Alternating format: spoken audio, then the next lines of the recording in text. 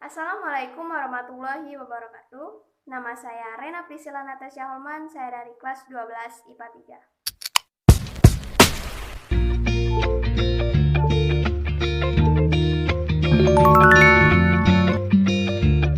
3. Di video kali ini saya akan membahas materi bab 1, yaitu menganalisis, merancang, dan mengevaluasi strategi dan taktik dalam permainan bola besar. 3 permainan bola besar yang akan dibahas yaitu 1. Permainan sepak bola, 2. Permainan bola voli, dan 3. Permainan bola basket. Terlebih dahulu, kita harus mengetahui apa itu strategi dan apa itu taktik. Strategi adalah siasat yang dilakukan sebelum melakukan pertandingan, seperti menganalisis situasi tempat atau lapangan, ketinggian, peralatan, dan makanan yang disebut dengan non-teknis.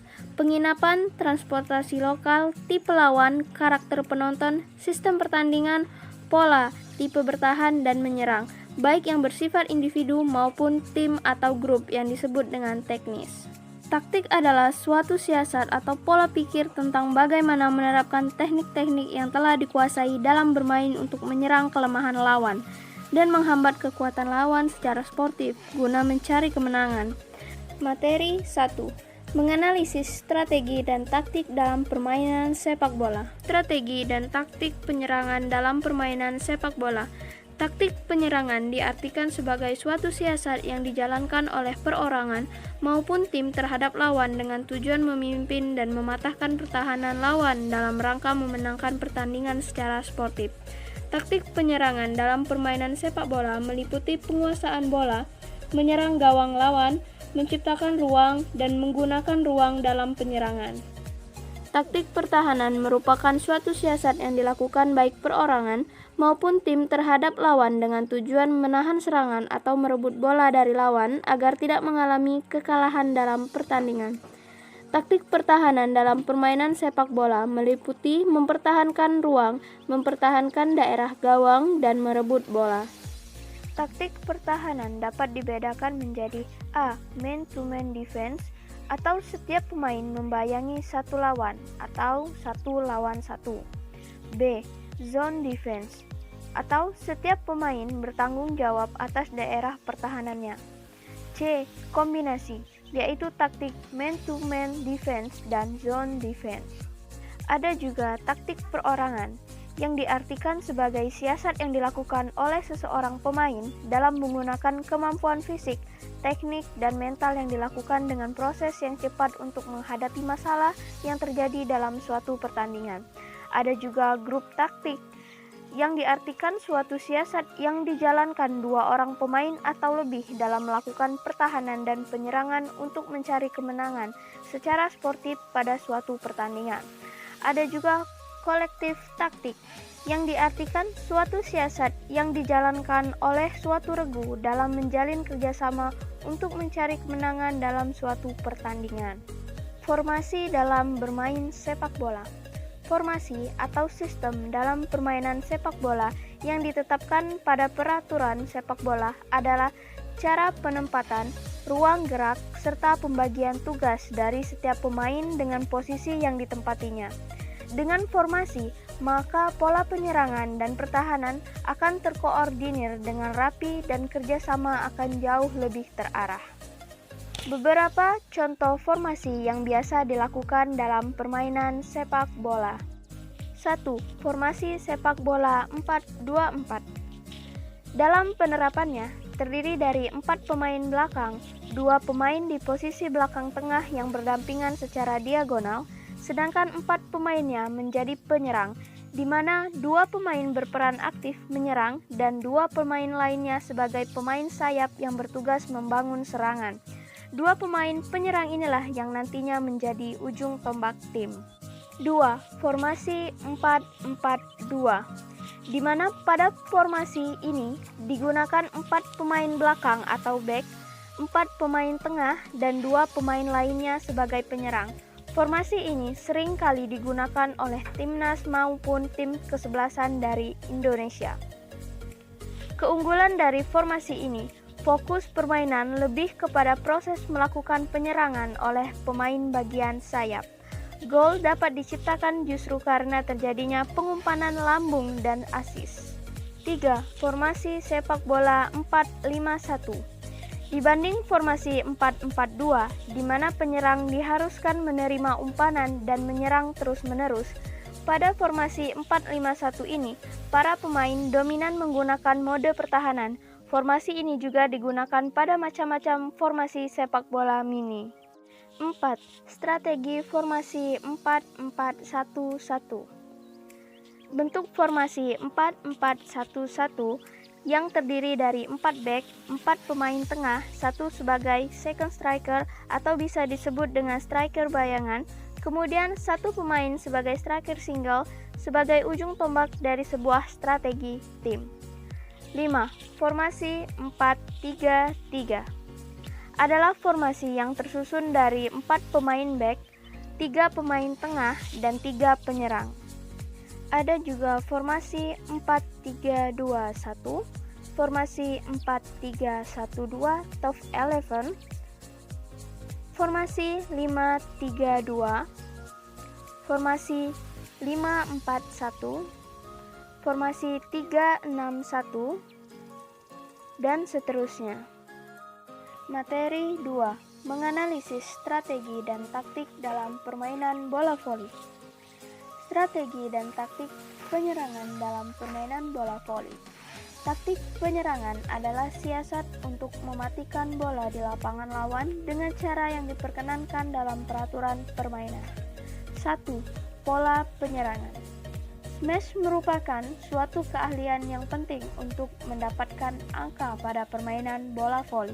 Berdasarkan tipe pemainnya, penyerang dalam permainan bola voli diantaranya adalah sebagai berikut. 1. Teknik penyerangan 4 smash dan 2 set upper. Dengan keterangan, smash 1 dan smash 2 tempatnya harus berlawanan karena kekuatan dan kemampuan hampir seimbang dalam serangan terhadap lawan. Smash 3 lebih baik daripada smash 4, sehingga ditugaskan membantu smash 2 di mana kemampuan menyerang kurang sebanding dengan smash 1. Smash 4 membantu penyerangan smash 1 sehingga dalam posisi bagaimanapun kekuatan menyerang seimbang regu tersebut dalam putaran permainan. 2. Teknik penyerangan 4 smash, 1 set upper dan 1 universal. Dengan keterangan, smash 1 adalah smasher terbaik. Universal dan set upper selalu berlawanan posisi dalam pergeseran posisi bagaimanapun. Universal dapat memberi umpan tetapi kurang baik dibanding set upper, tetapi memiliki kemampuan smash lebih baik dari set upper. 3. Teknik penyerangan 5 smash dan 1 set upper. Dengan keterangan, set upper harus bersilangan dengan smash 5. Selama set upper dalam posisi di depan dengan posisi 3 tempat, smash 1 atau smash 2 harus ada di posisi depan salah satu untuk dapat diandalkan produktivitasnya dalam penyerangan. Jika set upper tidak dapat mengumpan, smash terdekat dengan bola bertugas sebagai pengumpan. Sistem 5 smash dan 1 set upper merupakan sistem penyerangan yang sangat berat. 4. Teknik penyerangan dari posisi tempat menyerang. Dengan keterangan, penyerangan dari tepi dari posisi 2 dan 4, penyerangan dari tengah dari posisi 3, dan penyerangan kombinasi dari tepi dan tengah dari posisi 2, 3, dan 4. 2. Melindungi penyerang atau cover. Melindungi penyerang merupakan upaya penerapan taktik bermain dengan membantu mengisi kekosongan posisi yang ditinggalkan penyerang dari upaya blok atau bendungan yang dilakukan lawan. Pemain yang melakukan cover bersiap untuk membela dan membentuk pertahanan bagi regunya. Tujuannya adalah melindungi seluruh lapangan terhadap segala bola yang dilambungkan kembali dari blok pihak lawan. Strategi dan taktik pertahanan dalam permainan bola voli. Pertahanan permainan bola voli dilakukan pemain bertahan dalam keadaan pasif menerima serangan lawan. dengan harapan adanya kesalahan dari regu penyerang. Pertahanan dapat dibagi menjadi 3, yaitu pertahanan di atas net atau yang disebut dengan blocking, pertahanan daerah tengah, dan pertahanan daerah lapangan belakang. Sistem-sistem pertahanan antara lain sebagai berikut. 1. Pola bendungan. Seorang pemain dapat digolongkan sebagai pemain defensif yang baik jika mampu bertahan dan mengimbangi smash-smash pihak lawan.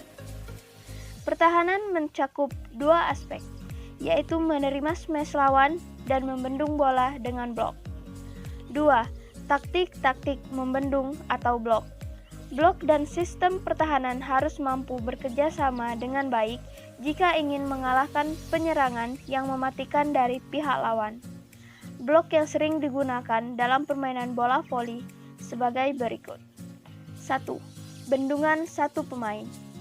Blok jenis ini digunakan jika lawan memainkan penyerangan yang sangat cepat, cermat, dan kuat, sehingga pihak bertahan tidak mempunyai kesempatan sama sekali untuk membantu teman melakukan blok. 2. Bendungan dua pemain. Blok jenis ini digunakan jika lawan memainkan penyerangan dengan ketepatan sasaran, sehingga pihak bertahan masih mempunyai kesempatan untuk membantu teman melakukan blok. 3. Bendungan 3 pemain. Blok jenis ini digunakan jika menghadapi lawan yang tangguh, memainkan penyerangan dengan smash-smash yang tajam, keras, dan menukik. Sehingga diharapkan dengan adanya blok yang banyak penyerangan dapat digagalkan. Pola sistem pertahanan permainan bola voli. 1. Sistem pertahanan voli 0-3-2 dan 1-3-2, yang artinya tanpa blok atau blok 1, pertahanan daerah tengah 3 pemain dan pertahanan lapangan belakang 2 pemain.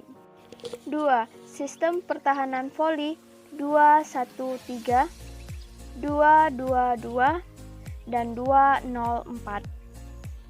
2-1-3 artinya 2 blok, 1 pertahanan tengah, dan 3 pertahanan belakang. Sistem 2-2-2 artinya 2 pemain melakukan blok, 2 pemain pertahanan tengah, dan 2 pemain pertahanan belakang. Sistem 2-0-4 artinya 2 pemain melakukan blok, lapangan tengah tidak ada yang menjaga, daerah belakang dijaga oleh 4 pemain. Sistem pertahanan 3-1-2, 3-2-1, dan 3-0-3. Dalam sistem 3-1-2, artinya 3 pemain melakukan blok, 1 pemain bertahan di lapangan tengah, dan 2 pemain bertahan di lapangan belakang. Sistem 3-2-1, artinya 3 pemain belakang melakukan blok, 2 pemain sebagai pertahanan tengah, dan 1 pemain sebagai pertahanan belakang. Sistem 3-0-3, artinya 3 pemain melakukan blok, lapangan tengah tidak dijaga, dan 3 pemain bertahan di daerah belakang. Materi 3. Menganalisis pola penyerangan dan pertahanan, strategi dan taktik dalam permainan bola basket. Strategi dan taktik dalam permainan bola basket. A. Pola penyerangan dalam permainan bola basket. Pola penyerangan dalam permainan bola basket adalah usaha yang dijalankan untuk menerobos pertahanan lawan, sehingga dapat membuahkan hasil atau poin. Pola-pola penyerangan sebagai berikut. 1. Gerakan tanpa bola atau gerakan off the ball. Taktik penyerangan tanpa bola dilakukan oleh pemain dengan upaya mencari ruang, mengacaukan pertahanan lawan, sehingga memudahkan tim untuk menerobos pertahanan lawan dan menghasilkan poin. Gerak tanpa bola dilakukan berdasarkan strategi atau pola penyerangan yang dirancang dan memerlukan koordinasi, kerjasama antar pemain, sehingga terwujud adanya saling pengertian tiap pemain. 2.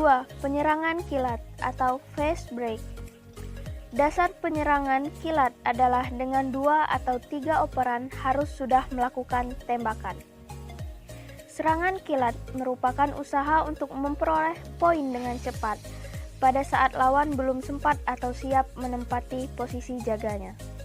3. Penyerangan kilat berpola.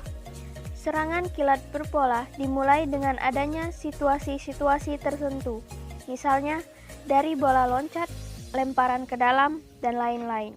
4. Penyerangan berpola atau pattern. Penyerangan berpola adalah penyerangan dengan mengatur setiap pemain yang mempunyai tugas-tugas tertentu dan mengatur jalur-jalur gerakan. Pergerakan pemain dan bola ditentukan dengan pasti, sehingga tim memperoleh serangan-serangan yang teratur dan sangat menghemat tenaga. Bentuk pola penyerangan adalah dengan formasi 1-3-1, 1-2-2, 1-4, dan lainnya. Mari kita bahas formasi 1-3-1, 1-2-2, dan 1-4. Formasi 1-3-1 atau yang sering disebut dengan formasi diamond.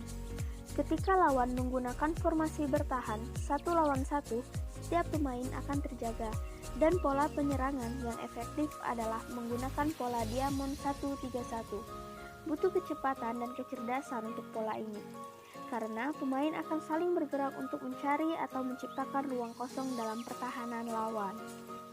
Membutuhkan setidaknya satu pemain jangkung untuk formasi penyerangan ini. Formasi 1-2-2 atau yang sering disebut dengan formasi odd man. Jika dalam sebuah tim tidak memiliki pemain jangkung, maka opsinya adalah menggunakan pola penyerangan 1-2-2. Pola ini mengandalkan kelincahan dari sang pemain untuk bisa mengelabuhi lawan, dan beberapa pemain bertugas untuk menghalangi lawan merebut bola dari teman satu timnya. Formasi 1-4. Apabila sudah menit-menit terakhir dan ingin segera mencetak poin, maka pola penyerangan 1-4 menjadi andalan bagi para tim. Dengan formasi ini, maka untuk mencetak 2 poin akan semakin mudah, dan shooting guard dibiarkan sendirian di luar area 2 poin agar bisa mencetak 3 angka. Selanjutnya, pola pertahanan dalam permainan bola basket.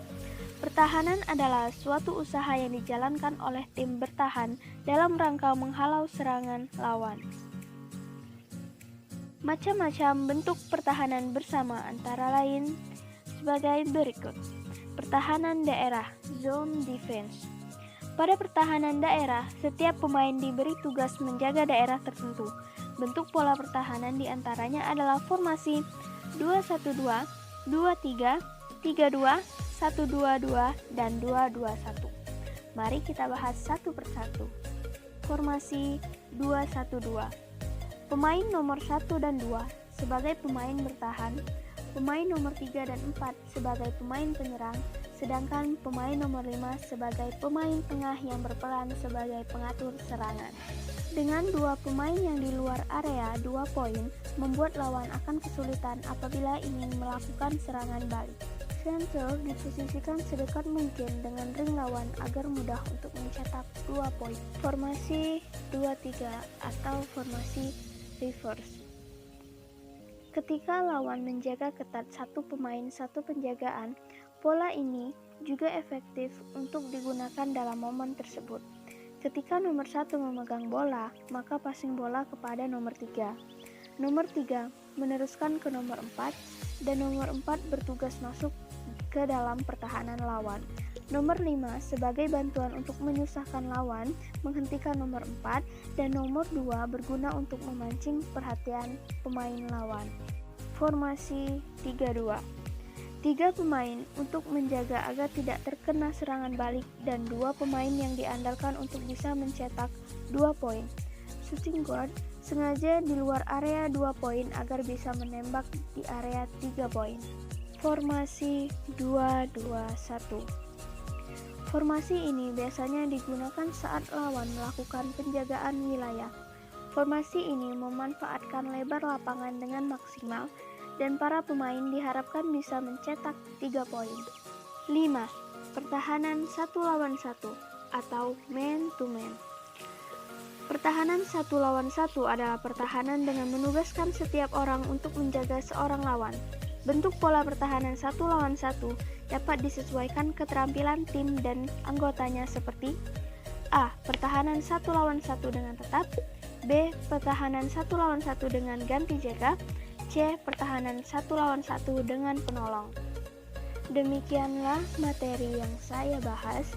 Semoga bermanfaat dan dapat menambah wawasan. Dan mohon maaf apabila masih ada kesalahan dan adanya kekurangan. Saya akhiri. Wassalamualaikum warahmatullahi wabarakatuh.